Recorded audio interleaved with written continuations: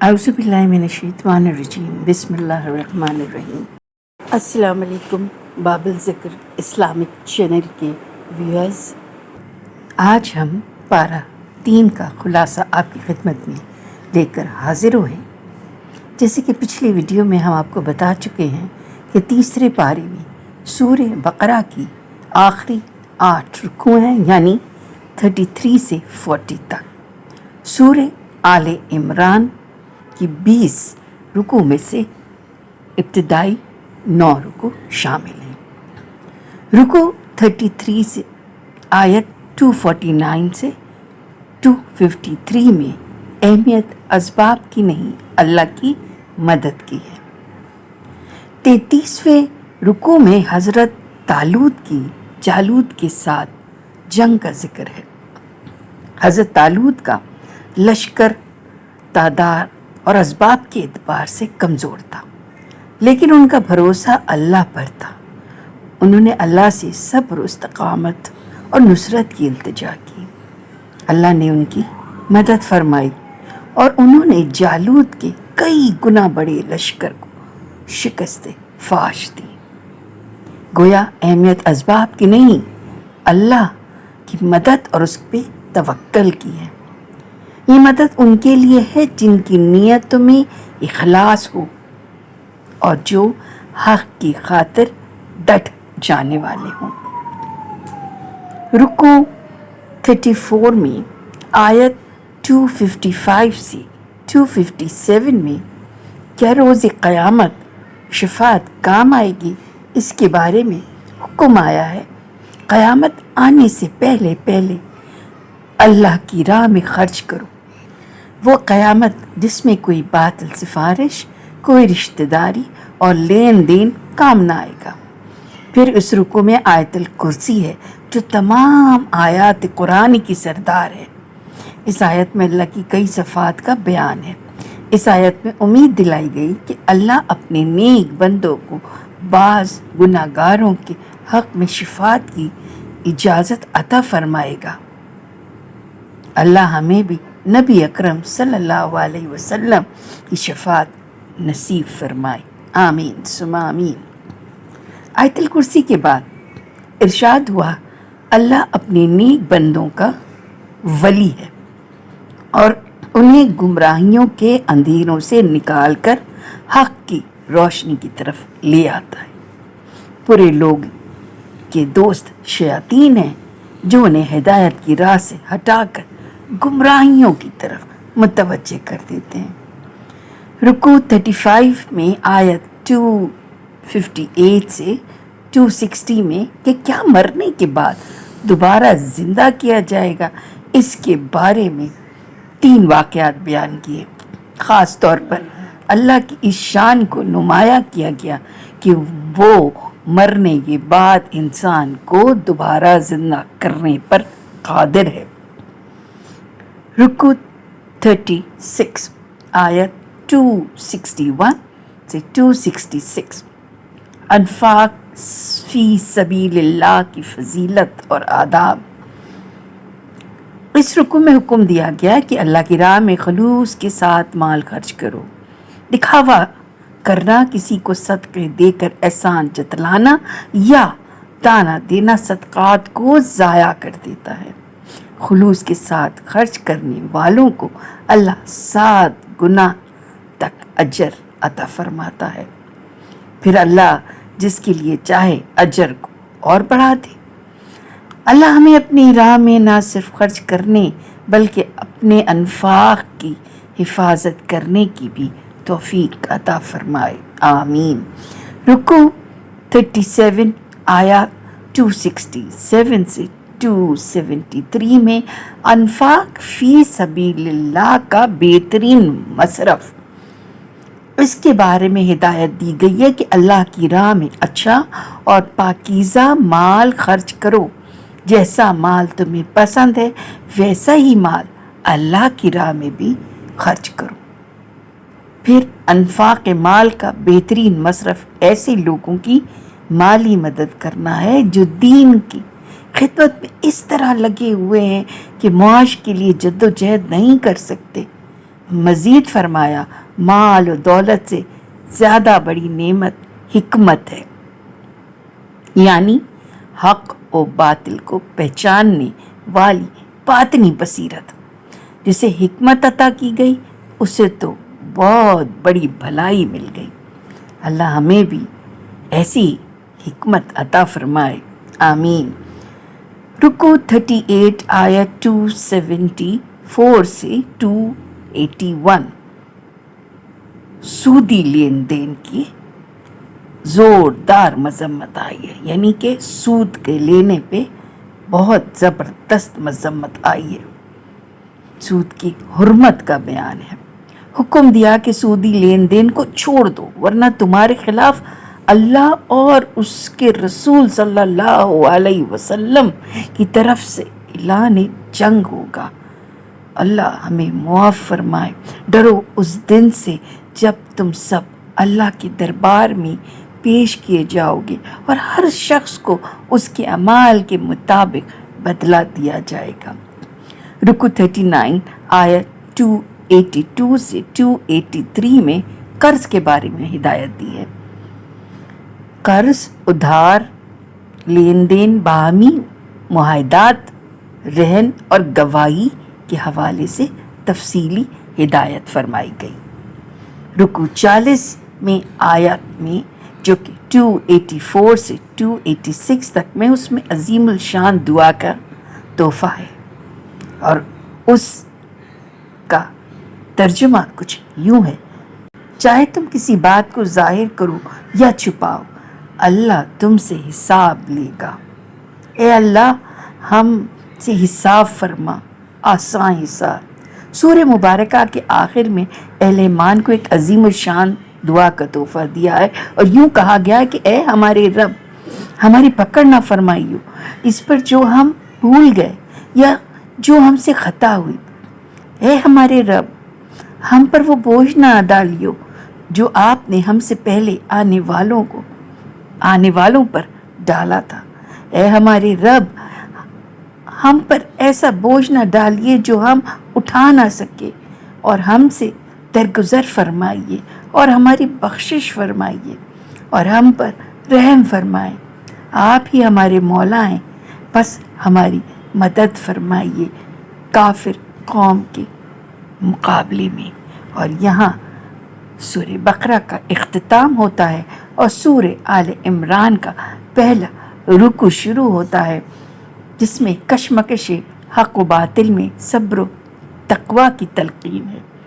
رکوع 1 میں جو آیت 1 سے 9 تک میں آیا ہے، وہ قرآن کی ہر آیت حق ہے، خواہ ہمیں سمجھ میں آئے یا نہ آئے۔ پہلے رکوع میں عظمت قرآن حکیم کا بیان ہے۔ قرآن حکیم نہ صرف حق پر مبنی کتاب ہے، بلکہ اب یہی کتاب حق و باطل میں فرق کی کسوٹی ہے۔ اس میں کچھ آیات بالکل واضح ہیں جو کہ قرآن کی تعلیمات کی بنیاد ہیں۔ کچھ دوسری آیات میں جو متشابہ ہیں، یعنی کہ ہماری ناقص عقل کے لیے انہیں سمجھنا ذرا مشکل ہے۔ جن دلوں میں ٹیڑھ ہوتا ہے وہ متشابہ آیات ہی کو اپنے غور و فکر کا موضوع بناتے ہیں اور ان کی خود ساختہ تعویل کرتے ہیں تاکہ کوئی فتنہ اٹھ سکے۔ البتہ علم میں پختگی رکھنے والے لوگ کہتے ہیں کہ قرآن کی ہر آیت، خواہ اس کا فہم ہماری عقل میں آئے یا نہ آئے، حق ہے، کیونکہ اسے ہمارے رب نے نازل کیا ہے اور وہ اپنے رب سے دعا کرتے ہیں۔ ترجمہ کچھ یوں ہے: اے رب، ہمارے ہدایت دینے کے لیے بعد ہمارے دلوں کو ٹیڑھا نہ کر دیجیے گا اور ہمیں اپنے پاس سے رحمت عطا فرمائیے گا، بے شک آپ ہی عطا فرمانے والے ہیں۔ رکوع 2 میں آیت 10 تا 20 آخرت کی نعمتیں ابدی اور اعلیٰ ہیں۔ اس میں واضح کیا گیا ہے بیویوں، اولاد، مال، دولت، سونے چاندی، کھیتوں اور دیگر اسباب دنیا کی محبت انسان کے لیے مزین کر دی گئی ہے۔ انسان کے لیے امتحان یہ ہے، آیا وہ ان دنیاوی محبت کو ترجیح دیتا ہے یا آخرت کی نعمتوں کا طلبگار بنتا ہے۔ دنیاوی نعمتیں وقتی اور گھٹیاں ہیں، جبکہ آخرت کی نعمتیں ابدی اور اعلیٰ ہیں۔ آخرت کی نعمتیں ان متقیوں کو ملیں گی جو اللہ سے ڈرنے والے، اس کی بندگی کرنے والے اور خاص طور پر سحر کے وقت نماز تہجد کے ساتھ بخشش مانگنے والے ہیں۔ اس رکوع میں یہ اعلان بھی کیا گیا کہ اللہ کے نزدیک صرف اسلام ہی دین حق ہے جو انسان کے انفرادی اور اجتماعی تمام معاملات کے لیے ہدایت دیتا ہے، چونکہ دیگر الہامی مذاہب میں تحریف ہو گئی ہے، اس لیے اللہ کی نگاہ میں ان کی حقانیت ختم ہو چکی ہے۔ رکوع 3 میں آیت 21 سے 30 میں مومن کافروں کو دوست نہ بنائے، بڑی سختی سے نصیحت کی گئی ہے کہ مومنوں کو چاہیے کہ وہ مومنوں کے مقابلے میں کافروں کو دوست نہ بنائیں۔ جس نے ایسا کیا اس کا اللہ سے کوئی تعلق نہیں۔ ہاں، اگر جان کو خطرہ ہو تو پھر ظاہری طور پر دوستی کی جا سکتی ہے، لیکن بہتر ہے کہ انسان کافروں سے ڈرنے کے بجائے اللہ سے ڈرے اور عظمیت کی راہ اختیار کرے۔ رکوع 4 آیت 31 سے 41 میں اللہ بغیر اسباب کے بھی عطا کر دیتا ہے۔ سبحان اللہ۔ بیان کیا کہ حضرت مریم سلام اللہ کی والدہ نے یہ نظر مانی تھی کہ میرے ہاں جو بھی اولاد ہوگی میں اسے خدمت دین کے لیے وقف کر دوں گی۔ ایسے نظر ماننے والوں کے ہاں بیٹی کی ولادت ہوتی تھی، لیکن اللہ نے انہیں حضرت مریم سلام اللہ علیہ جیسی بیٹی عطا فرمائی۔ اللہ نے ساتھ ہی بشارت دی کہ اس بیٹی جیسا کوئی بیٹا ہو ہی نہیں سکتا۔ اللہ نے اسے تمام جہاں کی عورتوں پر فضیلت دی ہے۔ حضرت مریم سلام اللہ علیہ کو خدمت دین کے لیے وقف کر دیا گیا اور حضرت زکریا علیہ السلام نے آپ کی بہت عمدہ تربیت کی۔ حضرت زکریا علیہ السلام جب بھی حضرت مریم سلام علیہ کے پاس آئے تو ان سے علم و حکمت کی بہت اعلیٰ نکات سنتے اور حیران ہوتے تھے کہ تنہائی میں ان کے پاس علم و حکمت کی یہ اعلیٰ موتی کہاں سے آتے ہیں۔ ایک بار حضرت مریم سلام علیہ سے پوچھا، یہ کہاں سے سیکھے؟ انہوں نے جواب دیا، یہ اللہ کی طرف سے ہے، اللہ بغیر اسباب کے بھی تو عطا کرتا ہے۔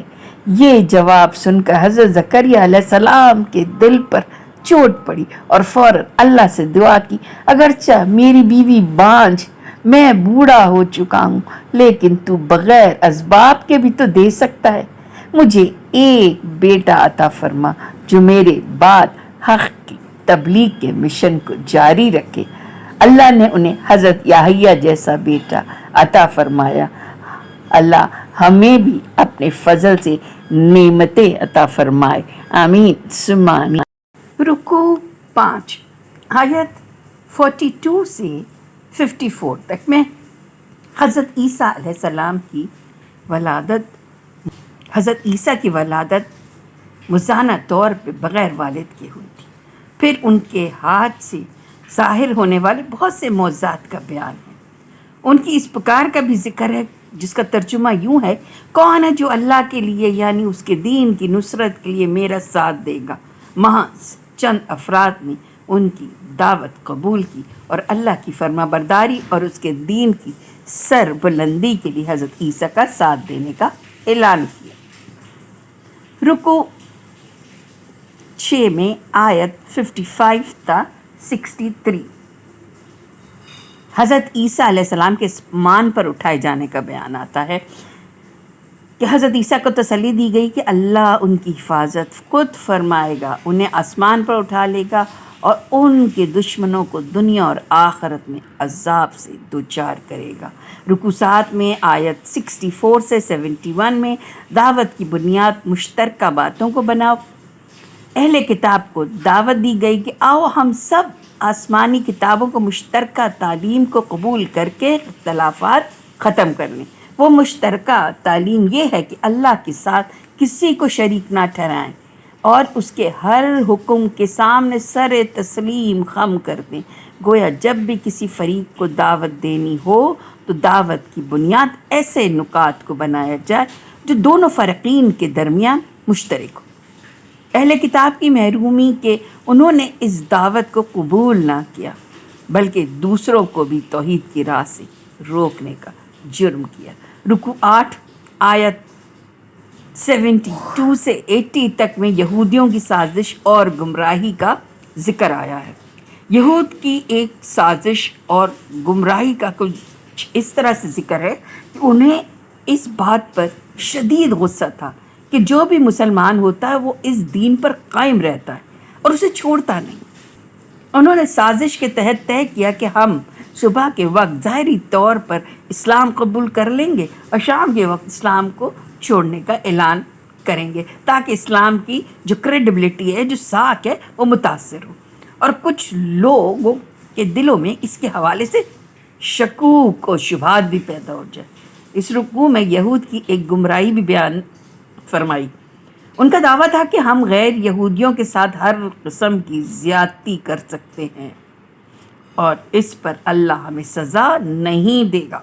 شریعت پر عمل صرف یہود کے درمیان ہوگا، غیر یہودیوں کے لیے کوئی شریعت نہیں۔ اللہ نے ان کے اس دعوے کو جھوٹ قرار دیا اور انہیں دردناک عذاب کی وعید سنائی۔